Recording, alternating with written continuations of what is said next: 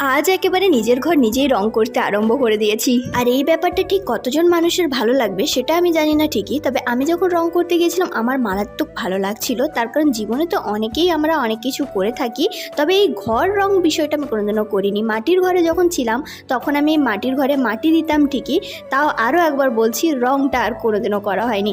তাই একেবারে পাকার বাড়ি যখন করছি তাতে মানে নিজের বাড়িতে নিজের হাতের ছোঁয়া থাকবে না, মানে নিজের কোনো কাজ থাকবে না, তো হতেই পারে না। কিছু কিছু মানুষের ধারণা এটাই যে যার একটা নিজের পাকার বাড়ি থাকবে আর একটা 4 চাকা গাড়ি থাকবে সেই বিশাল বড় লোক। আর তাদের মানসিকতায় বানানো এই বড় লোক মানুষগুলো কখনোই নিজের বাড়ির রং করা, জানলা দরজা বসানো, নিজের বাড়ির কাজে রাজমিস্ত্রি ভাই দাদাদের কোনো সময়ই সাহায্য করতে পারে না। তার কারণ তারা তো অনেক বড় লোক, তাদের 4 চাকা আছে, নিজেদের পাকার বাড়ি আছে, তাদের কিসের অভাব? তারা তো চাইলে 1000টা মজুর করতে পারে। এরকম মানসিকতার মানুষজনের অভাব নেই আমাদের পৃথিবীতে। আগের সপ্তাহে সুনীলের পুরো 3 দিন ছুটি থাকার কারণে ও বলছিল মিস্ত্রিদের সাথে